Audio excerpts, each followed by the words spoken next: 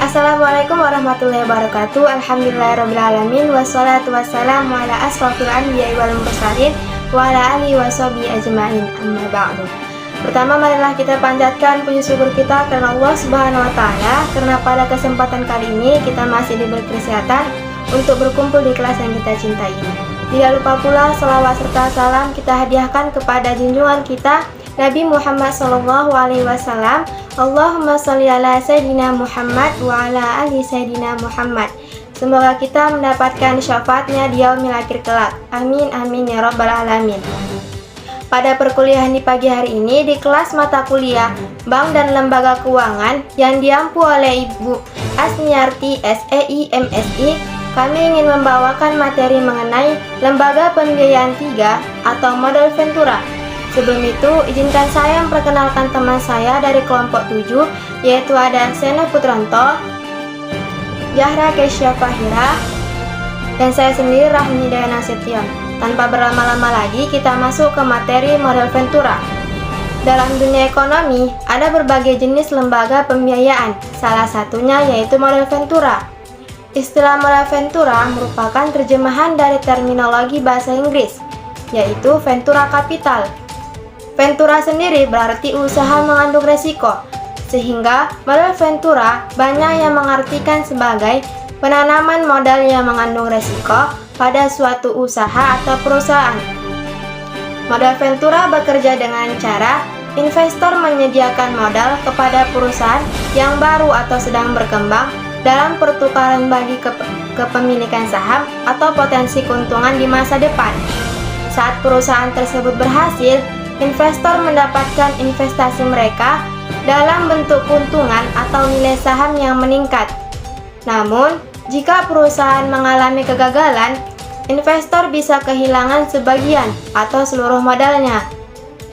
Jangka waktu penyertaan saham model Ventura bersifat sementara. Di beberapa negara, jangka waktu penyertaan model Ventura berada di antara 3-10 tahun. Nah, jadi berbeda antara bank dan model Ventura. Bank biasanya menggunakan dana dari simpanan masyarakat untuk memberikan pinjaman dengan persyaratan tertentu, seperti bunga dan jaminan.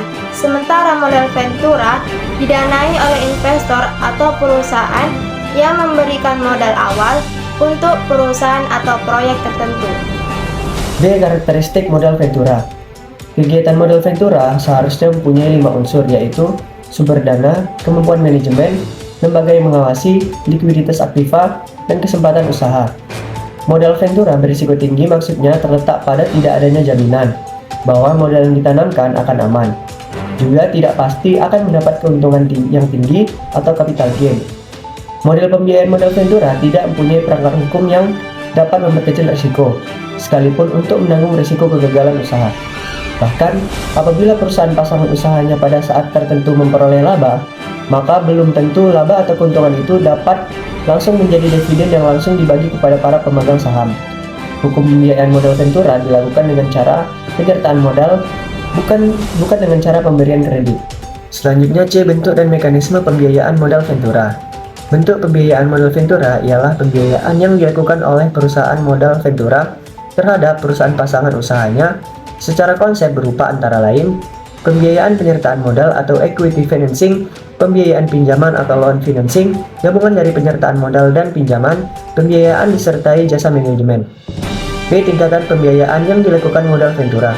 Pembiayaan yang dilakukan modal Ventura terhadap perusahaan pasangan usaha atau mitra bisnisnya sesuai dengan keadaan tahap pertumbuhan dapat digolongkan ke dalam tingkatan-tingkatan. Antara lain, pembiayaan tahap awal digolongkan menjadi 6 tahapan perkembangan tergantung dari perencanaan strategisnya, yaitu yang pertama, seed financing, merupakan konsep persiapan tahap awal. Dalam hal ini biasanya masih menggunakan biaya perusahaan sendiri. Yang kedua ialah startup.